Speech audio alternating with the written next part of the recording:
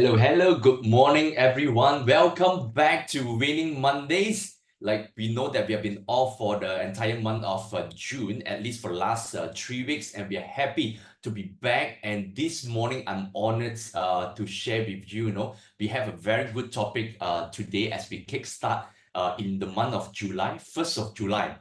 That today we're going to talk about the market outlook and mega trends on how AI. AI has been a buzz topic and everyone cannot afford not to talk about AI nowadays. And apart from AI, we also want to talk about how remote working and also geopolitical tensions are impacting the property market today.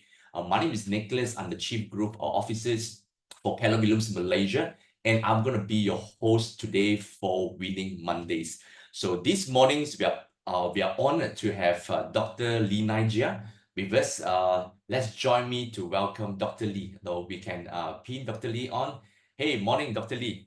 Hey, morning. Hi, morning, Nicholas, and good morning, everyone. Yeah, thanks for joining us today in this Winning Mondays. Before you further on, right, let me just give a quick highlight of who Dr. Lee is. So Dr. Lee is the head of real estate intelligence, data and software solutions at PropertyGuru Group. He leads research on megatrends, sustainabilities, and regional real estate markets. Dr. Lee also has a team that has created an ESG framework that helps firms to balance commercial and also ESG objective, and also the livability index, which assesses and enhances the quality of life in urban areas. Now, I also know that Dr. Lee's expertise is also very much sought after by the government agencies, developers, and banks, and we are so honored to have you with us this morning. Yeah, the honor is mutual. Yeah, it's really great, to come into this forum to discuss, understand about the markets, exchange insights. Thanks for inviting. Yeah, even at the first time when we have the pre-call to this, that I've already enjoyed our conversations, and I have so much question to ask you until that our pre-preparation almost like a live sessions itself as well. So yeah, I'm glad that this morning that the rest of our the agents and those who are watching on the Facebook Live and also those who are joining us on the Zoom, they're able to hear the first-hand insights from you. Yeah, thanks. Okay. Before we go into deeper, right, I actually did a bit of research on what ESG is all about and also what this livability index. Could you share with us a little bit, like why is it so important nowadays? Because if you go around, apart from us trending on AI, almost every organization is talking about the ESG right now, and it's really, really trending. Yes. The ESG really has picked up a lot of traction, I think, since COVID. I think people realize the impact of climate change. Staying at home makes us realize that, things are getting warmer, energy prices getting more expensive, and that sets a lot of things moving. And one of the things that we see that the governments of all the different countries coming together, and they have what we call the TDFR, where there's this financial disclosure that each company has to make, especially if they are listed in the company. And this is going to be the blueprint for all the companies in the future. So every one of us have a part to play. It's just that, how to play it together, because if there's no coordinated effort, people will try to say, hey, I don't do it, just let other people do. So everybody is, being forced to play in a way. So now we see a lot of corporates taking ESG very seriously. In the past, it's like, let's celebrate Earth Day. That is ESG. Now, That's the face, right? The way that yes, exactly. But now they have to start measuring what we call scope 1, scope 2, scope 3. So it depends on where are you doing carbon emission. Like for us, we also have to do a carbon emission count for all our activities. So this is really becoming more and more taken seriously. And then I think so that impacts also on investors. So they also try to make it costly in terms of the pockets of investors. So now we have what we call the sustainable financing.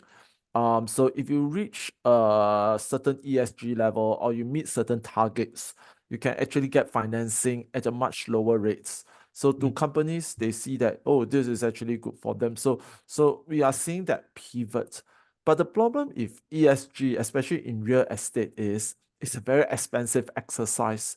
So we created a framework thinking about how companies or real estate developers, you know, thinking about where they are now and then how they slowly chart their journey because it's going to be a very long journey. So looking at the small wins over to the big wins and how to tackle this issue in the each different markets using our data. So Yeah. that is the ESG. If we niche it back into more layman terms, right? How could an agent, like say for example, like to tap into this opportunity right now because it's booming, apart from AI that we talk about, like how would it be applicable to an agent per se?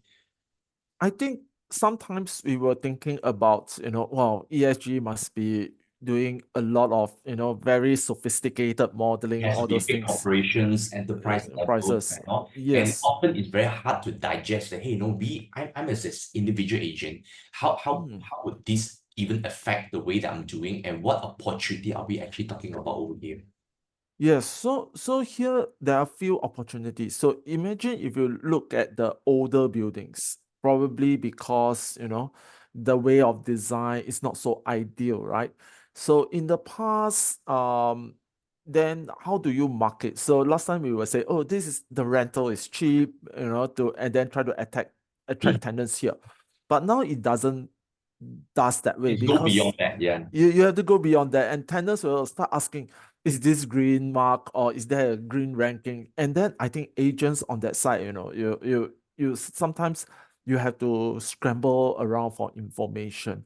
So I think this is the but there's an opportunity because a lot of companies are now looking for such green officers, for instance.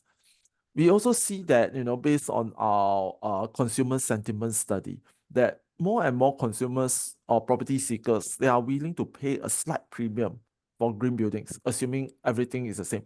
So so I would say that this green thing, on green ranking, all those kind of things, it's good to for agents, right, to understand how to leverage it. Because if you see two properties, one has a good green branding, the other not so much, but pricing wise is the same.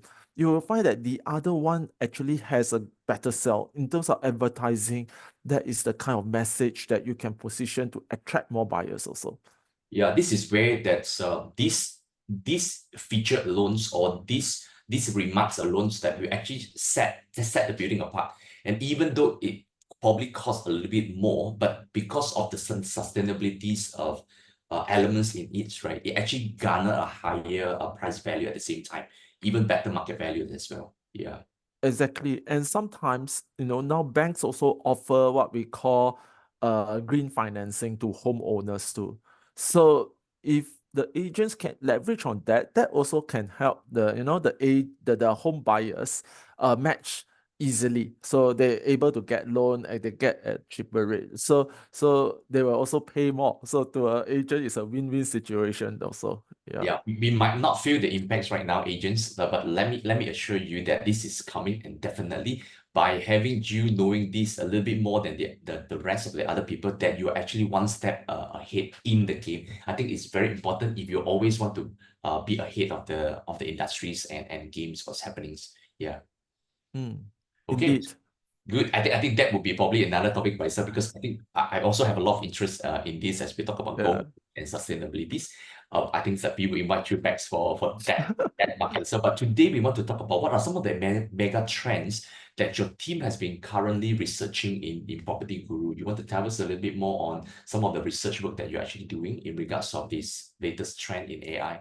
Sure. I think one of the key part about AI is, of course, we see that impacting companies. A lot of every one of us is like very excited about AI, generative AI, what it can do. And of course, then the question is, how does this generative AI impact on the real estate market? Mm. A lot of us are thinking about, oh, I can now do work very easily. I can, like, for instance, Take a this lot of talk. time. Yeah, in the future, will I still have a job? Then that comes the So in next future, question. will I be interviewing the actual you or the AI of Dr. Lee? Yeah, and it's very interesting. Now we see people photo scanning the whole body. The Facebook, they have this where we will be in a black room talking to each other, but it seems that I can look at you, you can look at me, and we can see all the different facial expressions. So I think over time, right, this is going to be a very big change. But on the real estate front, it Yeah. also means that a lot of things are changing too. So one of the key things that is also reported in the news, and we actually see it quite a fair bit before time, is actually the rising increase in industrial land prices. And we are Hmm. like, what is happening? What's happening? Yeah. What is driving this demand? We see Kulim Tech Park suddenly, over the past few years, it has steadily gone up. And then Johor also, the rents, it has steadily gone up. So as we go and research more, talk to different people, we finally validated with AI. What happens is that you need a lot of data. You need to work on the data. In other words, you need a lot more cloud space. And Yes, that yes, is definitely. That's where the booming of the data the data centers. centers come Yeah. about.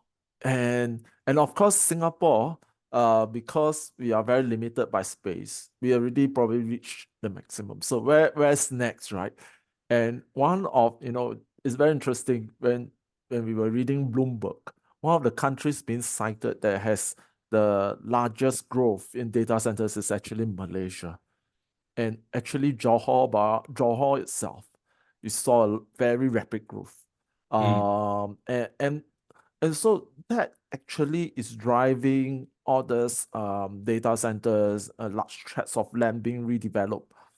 And very interestingly, then the next question is, what does that mean to residential? So industrial, we are seeing that growth, right? What does that mean to residential? mm, The first thing is, does that lead to growth in residential home prices? Very interestingly, recently we saw one particular development by Sam Darby at Elmina. And mm. then we saw that they also have a data center there. And then the prices also, is sold out very well. People like it a lot. And then we are like, is there a particular correlation? Now, the correlation is actually not very direct in the sense that because all these data centers, right, they bring in a lot of money. At the same time, they require a lot of specialized Mhm. skills. It's not so everybody can go. You have to train over time. And this specialized skill usually come, they are pretty well paid. And so they need to stay. So when they want to stay, they will buy all the homes. So that's why what we are going to see is in terms of the jobs wise, that will actually increase productivity capacity. We see a lot of studies showing that the productive capacity will increase. That will translate to higher wages growth in certain groups of segments. And this, we know, right, when people have more money, more wealth, there are two things they will only invest in. One is more tours, go to Japan, go to Korea. The other is actually in homes. They will buy more properties. Yeah, property Yeah. as investments. Yeah. Yes. And So, this is also a good sign that we basically see because of the emerge of the more data centers, then it actually means like more populations gonna actually move over there, more high paid net worth gonna be around, and eventually the housing area around there it will be impacted as well. No one want to travel far away from wherever they actually I think that helps also indirectly actually mm. boom the residential market at the same time. Yeah. Yeah, and with I think there's also a lot of potential in Malaysia because what happens is there will be more innovation because the data center is nearby, everything. Then people will start thinking, okay, how should we innovate in terms of sustainability? How do we make it these data centers more sustainable? There will be skill for like solar panels, everything. And so you see there's a whole slew of things that can come about also. So I think we see that the manufacturing sector is actually improving due to the global situation. Things are normalizing a bit. But at the same time, this is actually a good hedge against any economic uncertainty, geopolitical tensions. So definitely is something to look out for. And I think for agents, right, when we are, although I'm not an agent, I work very closely with agents in Singapore. One of the key things is how do we then leverage ourselves, to quickly identify certain hotspots. Yeah. Yeah. So one of the things is, okay, with data centers, all these things coming in, they will redevelop the place. There will be need for shops in certain areas. There will be need for certain amenities. How will that change? And we see that a lot of developers are getting into the game. Then how do I, you know, identify, suddenly everybody is now looking at the submarine cable map. See where is the entry point, where is the best place. So and if you think about data centers, there's only two things that they need most: electricity and water. So where are the places? So from an agent's point of view, of course, that really represents a very huge opportunity, because a lot of land bank, are held by developers or individuals. So that is definitely something that, agents can take advantage of. The second part is really about homes. Where are these innovations going to be at? And that is where, you see like places with universities with very close collaboration. You see that some towns like Shah Alam, Puchong, they are doing very well, and they're starting to do even much better and better over the years. So these are places that maybe, what does that mean to agents? Maybe it's time to strengthen your stronghold, start to, understand about the place a bit more. Yeah. So it will be very interesting to Yeah, see I think what's going to it is happen. also an opportunity for those who have not identified their niche, right? I think this can be a Mm. starting point, because this is booming, and this is where we go to where the customers is, right? And we will definitely know that. And this is no secret where the Google has invested $2 billion in Malaysia in terms of this, and this is going to happen. And even Amazon's and many more other big organizations is going to invest, and this is already in the news. This is how much deeper they actually will go into. It's not just centralized budget. A lot of news in Johor, even in Penang. But what about the city centers? What about in KL itself, KL and Selangor? What do you think in terms of the opportunities in regards to this? Yeah, I think, Johor and Penang always, have its a very interesting story. Johor being proximity to Singapore. Yes. And then, of course, Penang, because of its electrical industry. But if you look at the whole, both these areas, right? Of course, Johor got the advantage of being proximate, but Penang itself is actually already very built out, right? The expansion part is also limited, although they have reclaimed land, but that is it will take time. So we see that moving, spilling over to the mainland of Malaysia itself, to the Kedah side of the place. So I think that is will be ongoing. So now, of course, I won't discount Penang, but the key thing is, especially now with the LRT, it's also, you see the whole market picking up. But definitely do see that spillover. And I think one of the key part is when we think about all this innovation, all these things, right? A key part is, where is it located and what is the local industries at? So this is the part where I feel that sometimes KL, like, and Selangor side, Yeah. like we talk about Shah Alam, Puchong, Cyberjaya, these areas are often forgotten because they are not as newsworthy Yes. as say, like Johor, because of the RTS, the special economic zone. Hmm. So I think that is often people feel that, oh, maybe it's not as hot in that sense. But the truth to be told is actually the ecosystem is better supported. If you think about the education level of the people, if you think about the concentration of the administrative everything, right? the financing in Malaysia alone. I think KL Selangor is still holding that part very strongly. The market is very stable. Of course, if you look at residential, it's not growing as fast as a Johor, but it's very sustainably increasing. So I think it's kind of people kind of forget it's not so newsworthy, but I think it is a place to be at because when you think about data centers, all those things, right, it's always the ecosystem. The Johor ecosystem largely relies on Singapore. But the question is always this that, when we think about Johor, where's the labor coming from? It's still going to come from KL, the major, population It's maybe a centers. different shift, right? We always thought that the smaller towns are actually coming to the Klang Valley with KL, Selangor, Center. And with all these changes, right, we won't be surprised, right, to see people actually started to actually move to Johor, Penang, relocate themselves to really tap into this opportunity, at least for the next 5 years. Yeah. Mm. And that is talking about that, that is actually one thing very interesting that we saw because from our platform, right, we actually see quite a fair bit of demand of Johor homes from KL. And we see them looking at the platform. So it could be very like what you say, people are rethinking about, hey, how should I go about, if these areas. So again, not discounting the effect of KL itself, but we still have their attraction. I think what happens is with all this AI, it kind of pull some demand already. And Definitely. over time that will pull more. But I think overall, as a Malaysia market, I think it's very promising, especially we see the manufacturing induced boom. Yeah. So but from your experience, what are some of these what are some of the effective urban planning policies that could be adopted to manage this housing affordabilities? That if we talk about people are moving, we're talking about that, hey, things are just shifting all around.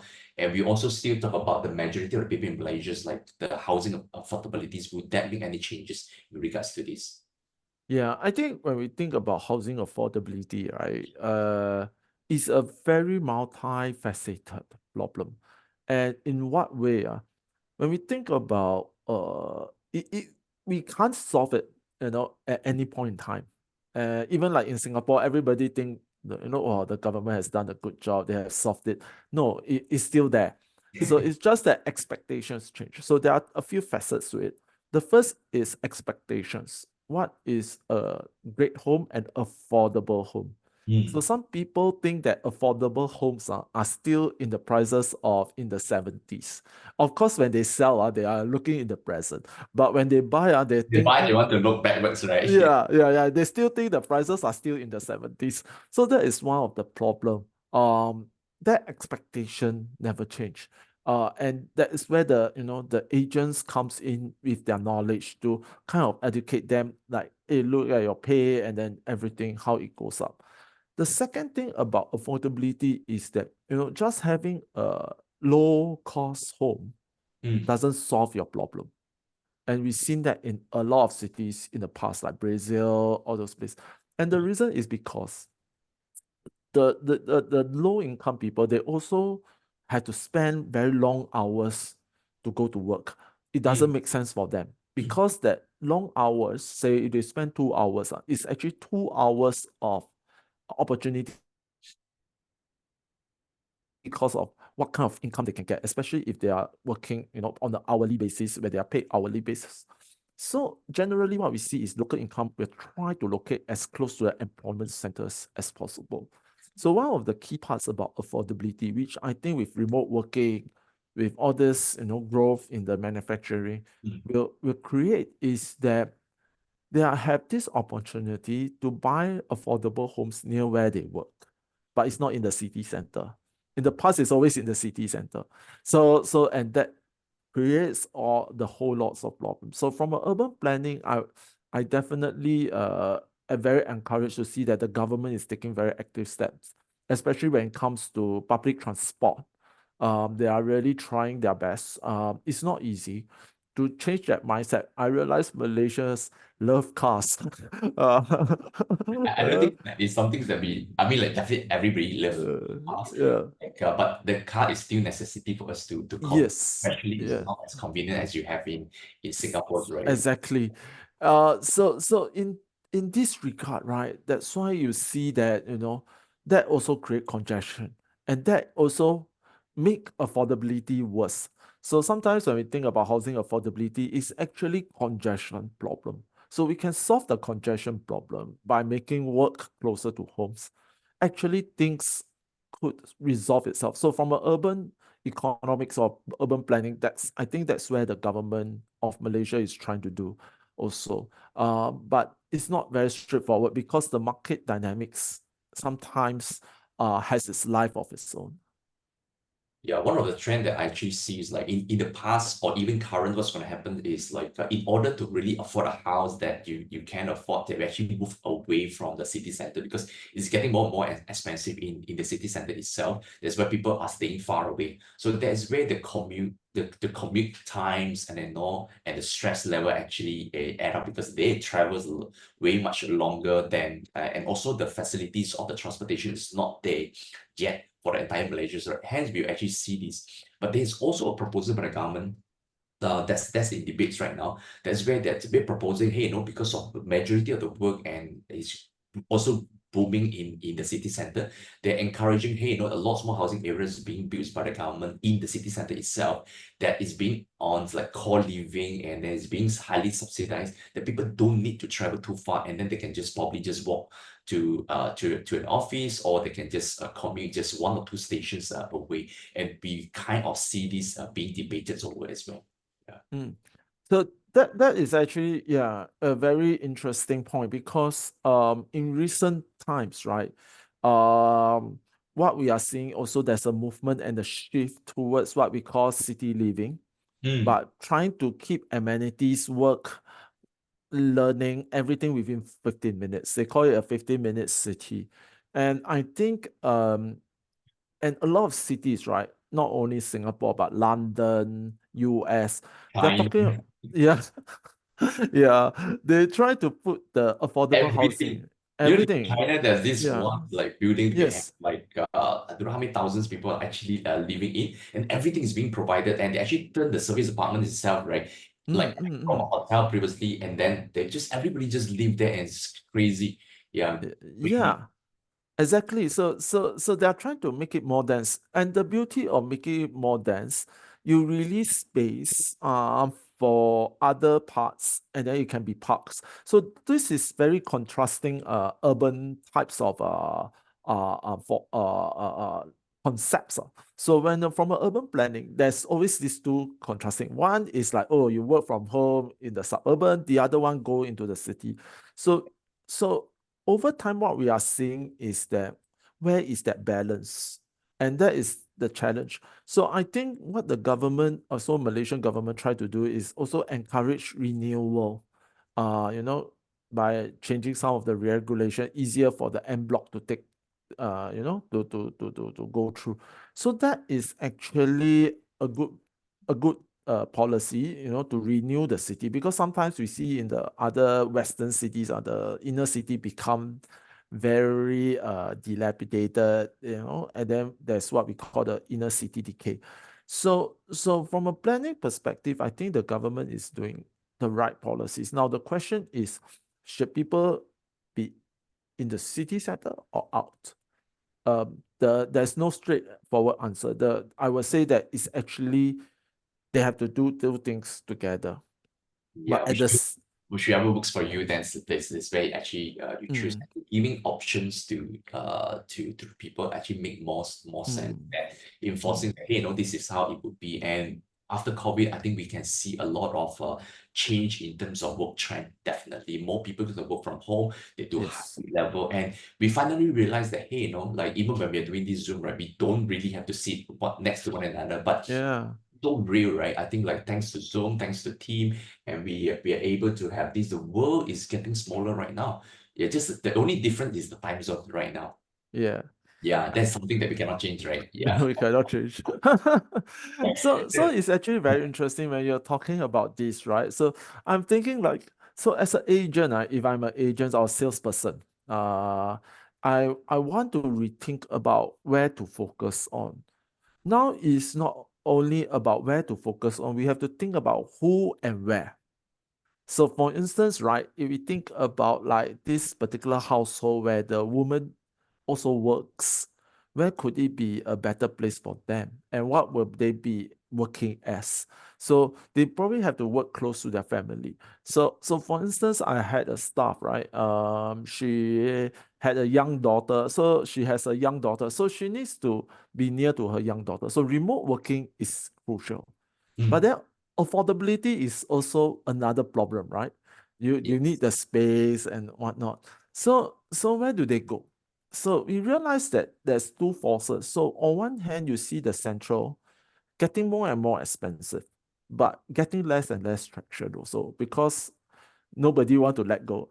Then you see then the other place like Seremban, Nilai, for instance, suddenly there's a lot of activity. People Yes. looking, yeah, yeah. I'm not sure whether you also see it on your side. Like people are like thinking about all this Nilai, Seremban, like, hey, it's near the airport, especially if they're Yeah, regional. exactly. That's we actually do have this trend of group of people who actually just like they actually stay in Seremban and then actually travel to KL on a day-to-day basis. Even as far as Port Dickson as well Malacca, that you'll be surprised that hey, people are willing to do so. At first, I couldn't comprehend all this until a day that 2 years ago I shifted to another place in Puchong. Mm, Actually Puchong is very, very big. And I was towards the Cyberjaya side.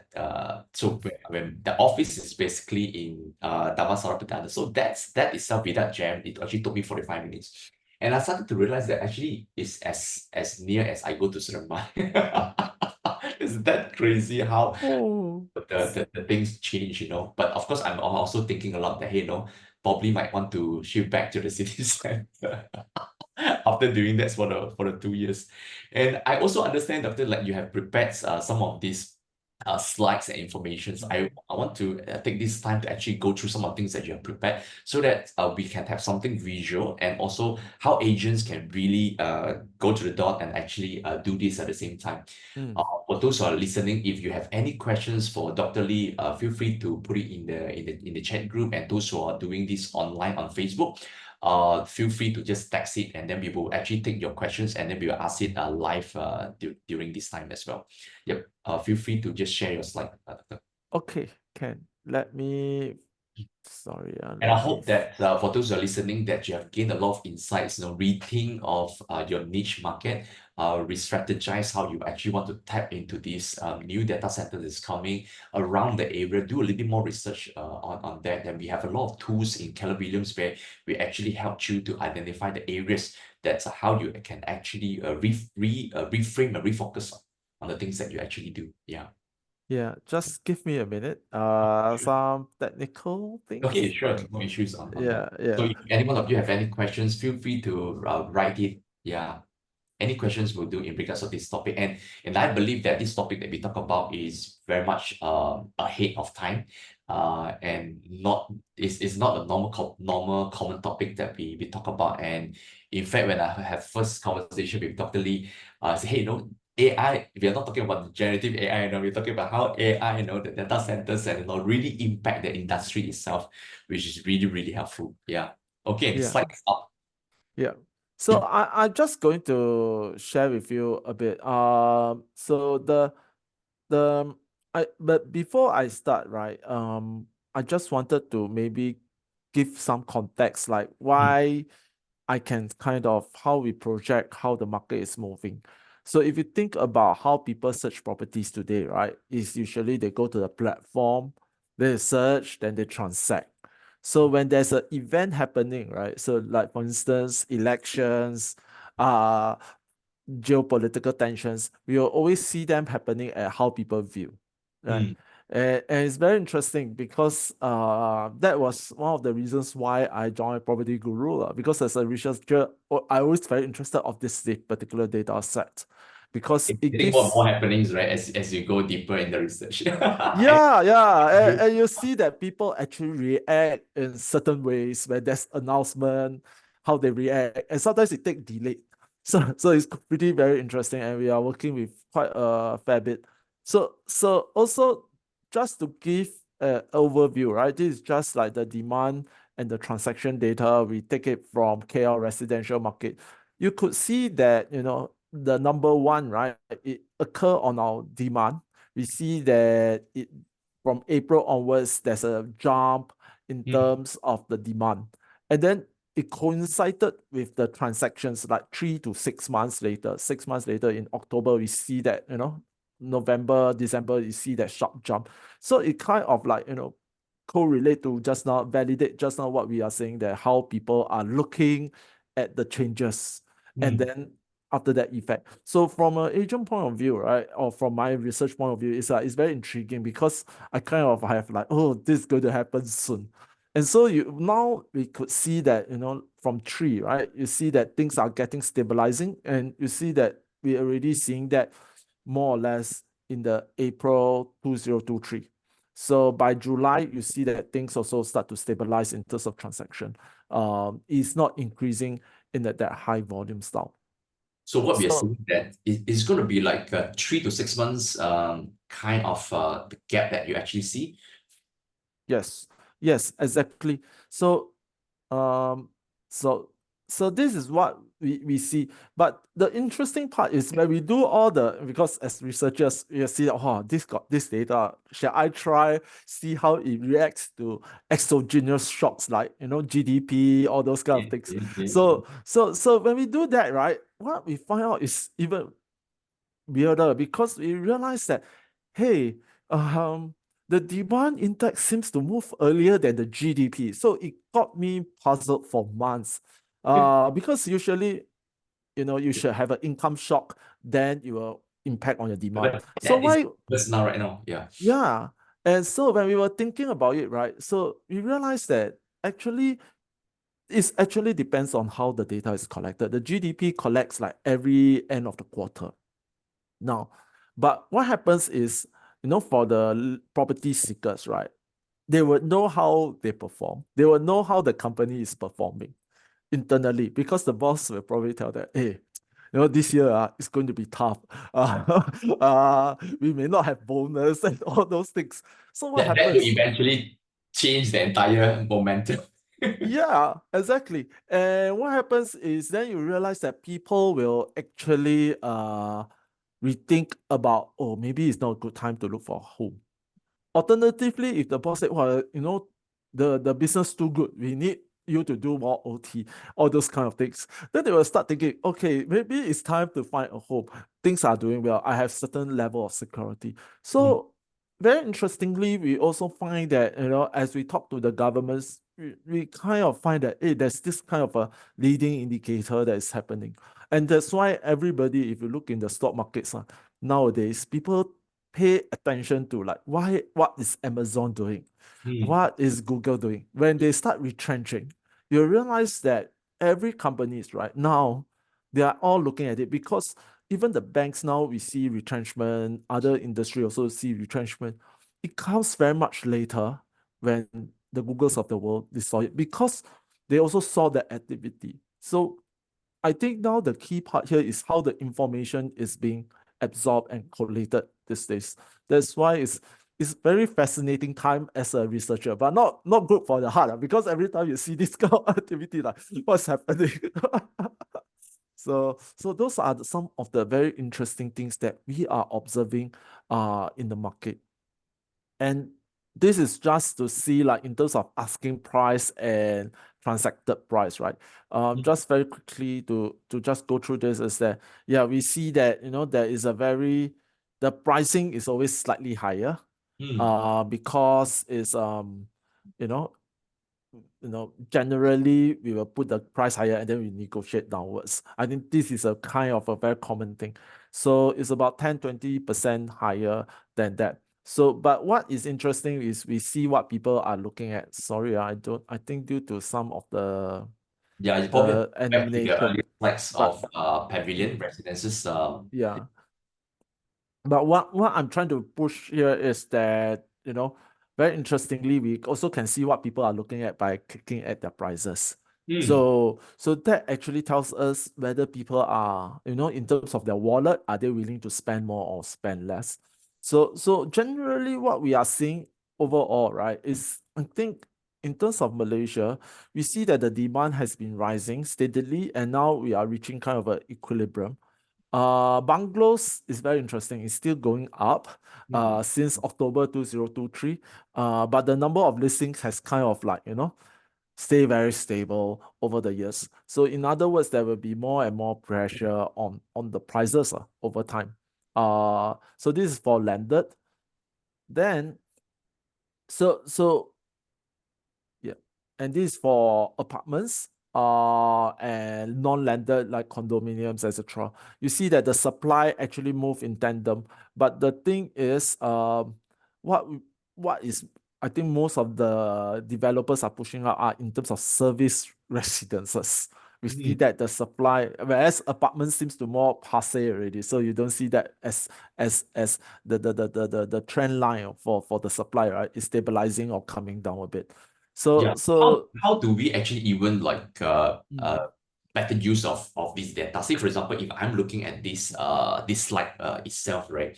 So one thing that we need to clarify that the two indexes are actually not supposed to be viewed in such a way that, hey, like the demand is more than as the supply because the demand is higher up, and then in apartments like the supply is on the higher up. But there is a totally different yes. view all it together, because if not, as if we look at the chart as a normal way to look at chart, then we will then have this assumption, oh, okay, so the supply is actually higher than the demand in the apartment, which is not the truth.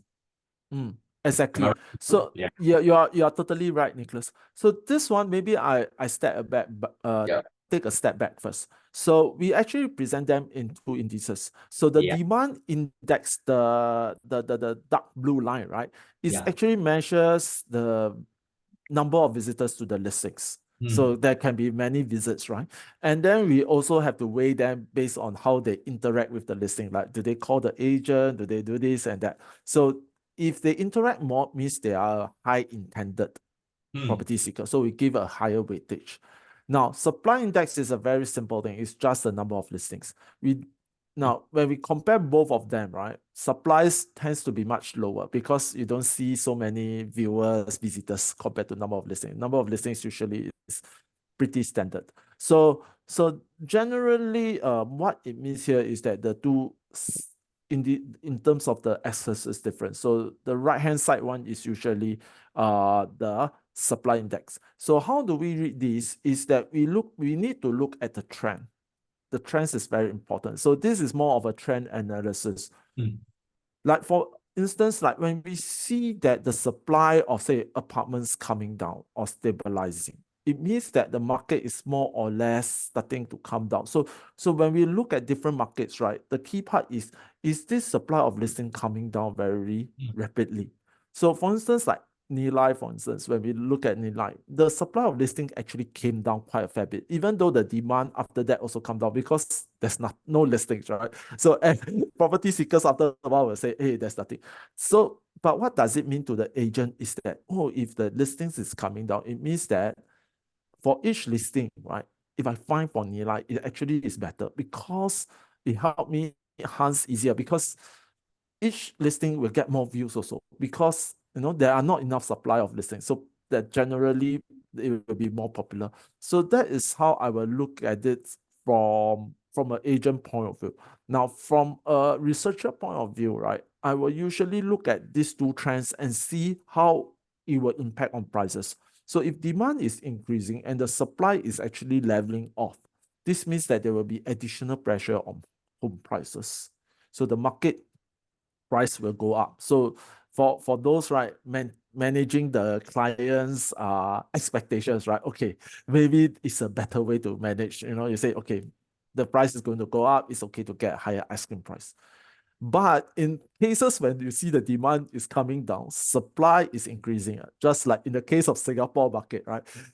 then it's very difficult already because you realize that oh the client can ask for the sky, but there's nobody looking at the particular listing. So that Yeah, is the it's where the part. mismatch come in. Yeah. Yeah. So in this market is so when what we can conclude from this market is the market is going to be very stable, right? In other words, that we are unlikely to see very hot market or things are doing very well. So for agents now, I would say that or salesperson, now the challenge is to identify certain segments and then be very strategic. So this is the part that it's no longer that we just enter the market and we'll make millions of dollars of it. It's no longer that straightforward because the market is at a stable state. Yeah.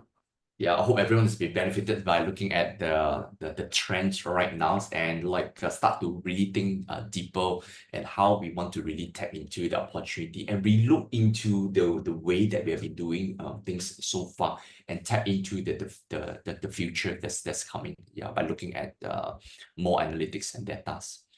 Mm. So this is the landed, but one of the things that we've been talking about, right, is infrastructure development. This is the one that capture a lot of interest. Yes, Um, but maybe I just quickly want to show what's the effect of RTS on Johor. A lot of people have been asking, so I just want to do this once and for all. And the key part here is demand has been going up. Now, crazy. Yeah. it's like crazy, right? And Then we, coupled up with the MM2H, right? It's yeah, just blown up the entire thing. So looking into the Johor as a new space right now. right. So the question is, what is driving the market? Is really Singaporeans so crazy about Johor Bahru? Uh, and and so we also look into the different prices. This is for landed, also going up in terms of demand and supply. We see that it's not picking up as fast as we hope. But where is it? Is it coming from Singapore, right? Yes, it's coming from Singapore. But if you look at the kind of prices they are looking at, right? Actually, the Singaporeans that can afford, they are looking at this properties in Johor Bahru and not limited by the quota because we know that there's this quota, you have to be above 1 million ringgit. Mm, You realize that actually most of them are looking below. So who are these people? We found out that it's very likely to be people who are Malaysians working in Singapore. mm, Now, mm, before I continue, right, I just want to explain a bit how we derive this foreign demand. It's actually from the IP address of the phone. mm. So these are people who are in Singapore looking at the Johor Bahru market. How do you define the IP address of the Malaysian in Singapore? Exactly. We can't. So there's no way of finding out because of the PDPA. So we use that quota actually. So the quota actually helps us to identify who are likely to be the Singaporeans. So we see that it's only 9%. So it's not a lot. So again, there's still a bit of awareness in the Singapore side. Maybe also, over the years, some of them are a bit apprehensive. Some of them feels that it's a good place to go because it's a good retirement place, but still near Singapore. But the key part here is the Malaysians that are working in Singapore that is looking because you look at their price range they're looking, it's actually below the quota. This So is that's ringgit, how it. right? The Huh? one meal you're talking about is Yes, ringgit, yeah? Okay. ringgit is in ringgit. So that is how we try to cross layer different data points to actually identify. Because if you just look at it, oh, everybody think that Singaporeans are coming in a big way, but it's actually the Malaysians who are working in Singapore. And just now we talk about like people from KL coming to Johor, right? We also have that data. So in Malaysia, right, the data that we can find out is actually by states and city levels, right? So Mm. by state level.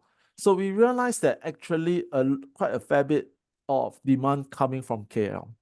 So I think a lot of people are thinking, hey, like what you say, should I come to Johor, take opportunity? and then I can also earn go to Singapore to earn the higher currency. So they're encouraging more agents to go Singapore. Yeah, yeah. But they probably looking at Johor. So I think for agents it's like, okay, maybe it's good to understand the Johor market, because it could be that people may want a second home in from KL to go to Johor. So Johor will be like primary residences, but they still want to go back KL on off. So those are the kind of things that we are seeing on our site. So we can see like why people are looking at the places at other places, and how that can form decisions about where people want to locate and how they want to stay, and that will form also strategic decisions. Because I think now the agents now, they have so many things that they can focus on. Where should they focus on? Yeah. And sometimes it's good to think about, okay, because like one may not know about Johor market, but could be an expert in KL market. Yeah. Yeah, then what are the things to take note of? So then we also look at the prices that people are looking at. So that will also help them to think about, okay, maybe it's not the high range one, because high range one you realize that there's not a lot of people looking at it, the 1 to 2 million. Then maybe I just focus on the more affordable. So those are the very nuanced nuances that one can look into. So there's actually in those, from a research point, it's very intriguing, because you keep looking and then you keep finding new stories to look at, like Johor, even within others, right? If we look at transaction, we just know about, wow, this is a special economic zone, but is it really coming out? And we have that more of validating certain hypotheses of it. Yeah, exactly. Like, yeah, I think you have a little bit more things to run through as well. Yeah. So I won't go through the AI, because this is very much we just talk about, Yeah, we talked about it yeah, earlier. yeah. These are some of the news that you have gathered. Yeah. Yeah. Yeah. Just you can see the amount of data centers in Malaysia that is going to come on board. So I won't talk too much about this. Is more of this how developers are really panning out in terms of, you see, this is the one that I pointed out just Yeah, now. we talked about So earlier. yeah, so I won't go through this, but really I think for agents or salesperson is, who are the beneficiaries and how will they live, learn, work, and play. I think that is my main message that I want to bring across. Yeah, so I will stop sharing here. Okay, Yeah, it's good. I yeah. have a couple more questions like Mm, before, like there's so much more things that we want to talk yeah. about. I think one thing as an agent, right? So because like a majority of the people who are listening, majority of them are real estate negotiators, agents themselves. I think let's be a little bit more practical over here. Note that we have so much data to analyze. We've seen all these things. Sometimes it can be very intimidating to look into all these things, right? How can we avoid this analysis paralysis syndrome? That's where we are not too crazy about data. Sometimes we can spend too much time analyzing. Then at the end of the time, we are paralyzed because like we don't want to move. Then we keep going around talking about the illusions that we have. But it's important for an agent to really be on the ground. Go out there, meet your customers, but at the same time be equipped, have a very thorough research that you know you have that knowledge that you know what you're talking about. How can one award this, and what are practical ways to approach all these things? Yeah, I think you rightly pointed out, I mean, I'm an analyst, right? So I totally understand this analysis paralysis. I often got questioned by agents like, why are you still so poor? I'm like, okay, Oops. oops, I that think you're hurts. not just not reviewing it. Yeah. So but in truth is, I mean, besides it's a passion, but I also realize that is also one of the key problems. So usually in this case, right, when I'm looking at the data, I always ask myself, what is the problem that we want to solve for our clients? I think that is the first thing. When we are looking at so much data, like what you rightly pointed out, from a research point, from a story writing point, there's so much stories to talk about. We can talk this I think segment that we here. can continue the next 2-3 hours. We still have Yeah, to talk about. yeah. Even after everybody like, okay, we are tired of this two person talking about. It's true. So I think the first step, right, I think it's relevant for us to understand what is the problems that our clients are facing and how we can help them. So the first thing that I feel that, when I look at the data is how do I manage their expectations to help them achieve? Because I think one of the biggest challenges is that we talked about just now is the kind of history and perception one builds over time, right? Everybody wants to buy real estate to become the next millionaire, right? It works to a certain extent, but there's amount of risk. There's a bit of information one has to know. We've seen very successful investors, but when they are buying or investing in real estate, they make mistakes, they move on. But the key part here is that they are looking from a very specific lens. So they are looking for yield, they are looking for growth, because places that are good for growth may not be good for living also sometimes, because that place could be having fat yield, got growing, but it's not a place to have a family also. So there's all this trade-off that people have to understand. And I think from data, one of the key things is how do you make to answer some of the questions, how do you make that trade-off? So one of the things that we do is that we try to summarize the data in a very succinct way. So I think for salesperson today is before you start jumping into all the data, I must have transaction data, I must have this data. The key part is there's so much data, right? But what is the transaction data that interests your customer most? How do I manage? So for us, right, we are also thinking along the same line. So when I look at my data, one of the first things, if I were looking at the sales, and some of my colleagues actually use that to go and negotiate their rents and prices, is actually looking at how people are interacting the prices. So we can tell the buyer or the seller, you see, that hey, if you price this higher, you're only getting less than 10% of the eyeballs looking at your listing. You take forever to sell, right? So you have to wait for 80% of the market to clear, pretty much 80% of the market to clear, before they were ever interested in your listing. And is that reasonable? Right? So to some of the owners, they don't know, right? They just say, wow, historically 10 years ago it was at this price. Historically is of different economic drivers and all those. So that is one of the things that we try to create also. The other thing is we also talk quite a fair bit, Nicholas, is how do we help agents to reduce their cost of marketing, right? Yep. Yeah, we think about Facebook marketing. It's very expensive. I was talking to my fellow agent friends in Singapore also. When they think about Facebook marketing, Google Words, AdWords, that costs a bomb. And then the question is, how much should we invest in it? So if we could find a way to understand that, hey, this is where the people are looking at, right?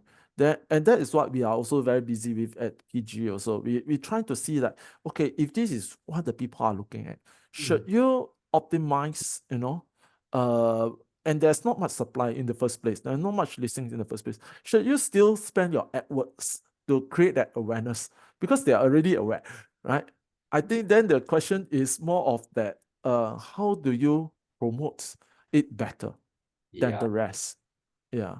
So Yeah. it's a very all these nuances, I think, goes back to the question is how are we solving for the clients?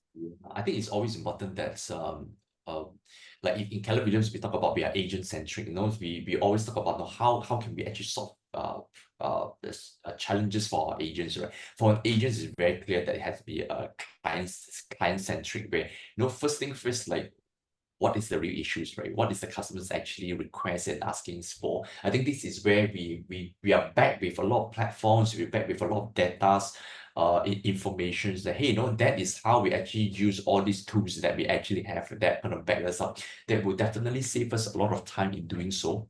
And you're right, spot on in terms of the advertisings, right? It's getting more and more expensive, and you probably don't get as much leads or as much quality leads that you actually have compared in the past. And this is a matter of facts. And if almost like you 10 out of 10 people that actually you talk to, if you continue to do advertising the way that you used to do in the past, that it will never works anymore. So this is where those insights, right? Hey, where is the area that you want to target, and what are some of the insights that you have a little bit more that you can actually maximize the dollar that you're going to spend on this. Yeah. I and just now the point that you talk about, work on the ground. I Mm, think that is actually very important. Data is one thing. I think one of the biggest misconception is that, oh, we can all be desktop researchers with data, everything. I also hope, but truth to be told, like us, the better the researcher you are, right? You end up drinking a lot of coffee because you talk to a lot of people on the ground, because you have to see how best the data works together. And it's like working with, like, very experienced professionals like you are, helps to create that blend very well. So I urge agents, right? Just don't use data, and assume that is the end for all. But use the data wisely together with, how, as a way to talk to your clients, as a way to network with fellow agents, validate hypotheses, Yeah, and build validation. that up. Yeah, I think validations can only be done when you're on the ground. If not, then it's going to be challenging. So always based on the data to support the data. Say no. Actually, when you go and talk to your customers, say, hey, that's you prefer like there's going to be a lot of people who say, hey, I'm on the ground. You don't know what you're talking about. Those the people in the office. They say, I don't understand you. You don't understand me. So that this group of people. There's always sales and marketing come together. You have to come together and really talk to one another, understand different perspective, and I think that it would then facilitate. At the end of the day, we all want to close sales. We all want to help the buyer to Mm. get the right property that they actually want. Yeah. Yeah, exactly. So in the past, right? I mean, from my past experience, because I worked for consultancies in the past, the research and the salespeople, they work very hand in hand. Mm, mm. And that is the way to work, actually, as I was thinking about how we combine this data with the individual expertise. So a lot of people were thinking, oh, with AI, everything, can I replace agents? It's not possible, because if you look at property search, right, it's such a multifaceted way, a journey. And it's not only one person that you are trying to satisfy. It's like the client could be the client's mother, the client's wife, the Okay, no. client's children. They have to satisfy all this together. And how to optimize. AI can't tell you that at this point in time. I don't think in the near future also, even with quantum computing, because it's very irrational and it's very complicated. Yeah, So not enough amount of fields, right? That we can feel for the AI to really analyze like yeah, and algorithms, patterns, the promptings, and and Yeah. not enough data also, lah, to be honest. You realize that there's so much nuances and idiosyncrasies. So I feel that, right, then, like what you rightly pointed out, is how data can empower the agents to do more things effectively. And that is the part I feel the validation part is very key. Because now, instead, you can convince the buyers and sellers using data, right? At the same time, you can validate with your experience also, right? So they can see the two things coming together. Then it becomes a very compelling message, I would think, to the buyers and sellers. Exactly. Thank you so much, Dr. Lee.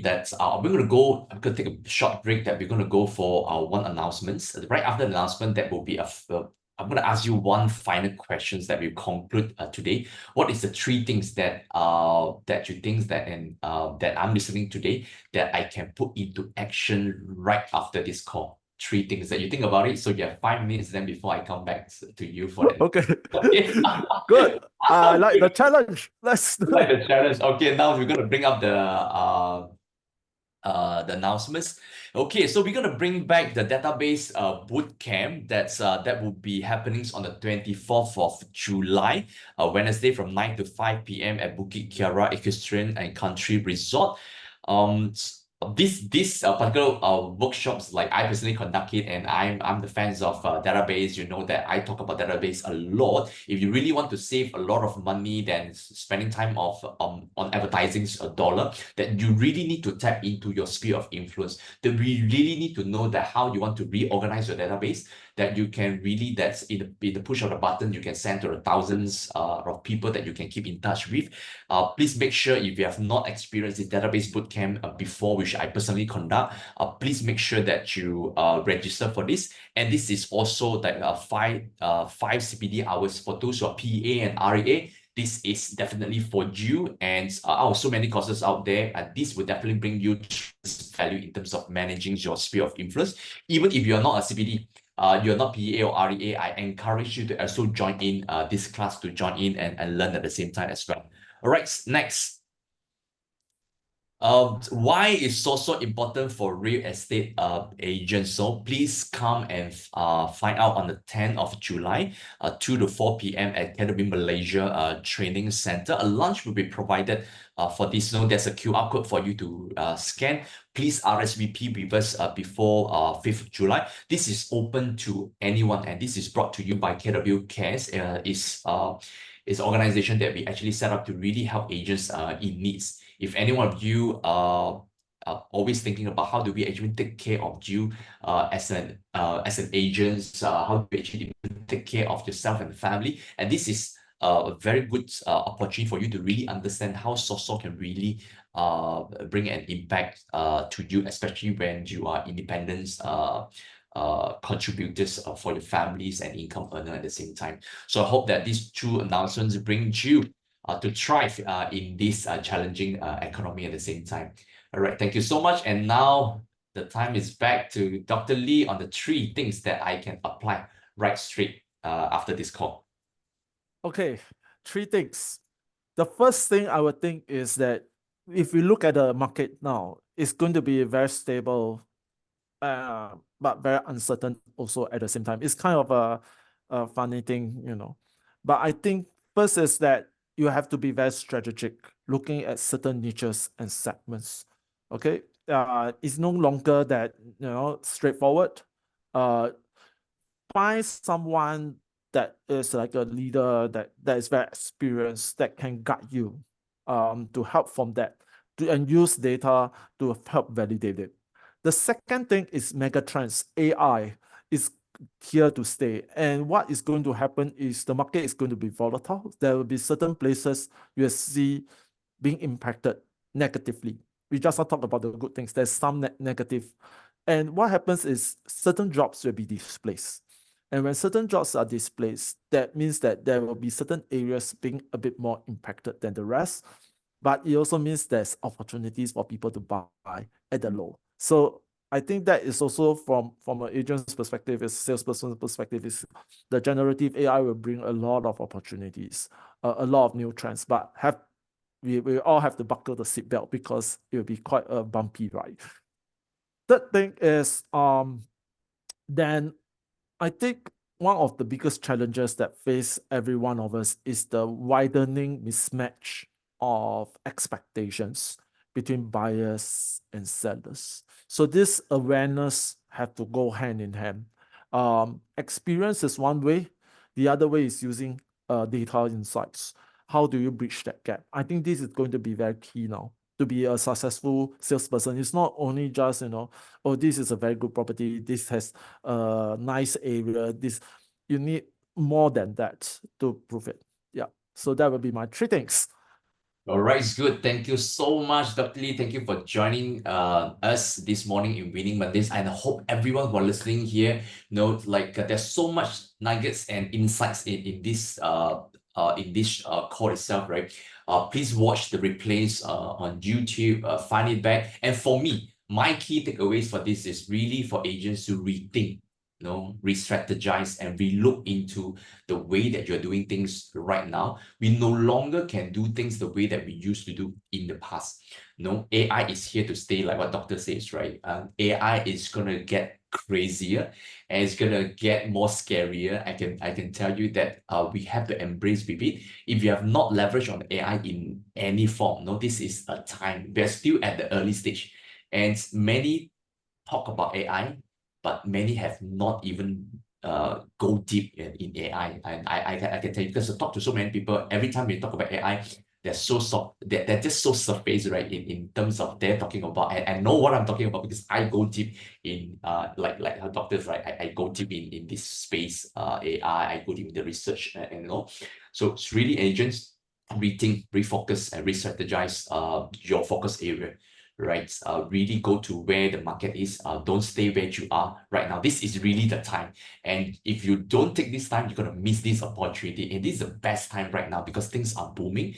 And anyone, even though you are new agents right now, you stand an opportunity because of the amount of data that we have, the amount of backup that you have, amount of trainings, and you can be really go one step ahead than the rest, or even older agents or experienced agents. With data right now, even inexperienced agents right now, we can see that you actually stand a different competitive edge at the same time into this. Yeah, I hope that all of you are benefited, and in this call, I personally benefited a lot. And it's like, it just made me feel that I actually have a lot more questions that I've not run through with Doctor, but hopefully there's another section that we're able to come back and re-look into many more other upcoming trends. Yeah. All right, Thanks. thank you so much. Thank you. Thank you, everyone. So, okay, have a good winning Mondays, and we look forward to see you again 2 weeks time. Next week we're gonna be off, but on another the following weeks, 2 weeks from now, we're gonna have like more exciting topics to come in. All right, with that, thank you so much, and hope everyone have a good winning weeks. Okay, thank you, Dr. Lee. Thank you so much. Thank you, Nicholas. Thanks. Okay, God bless everyone.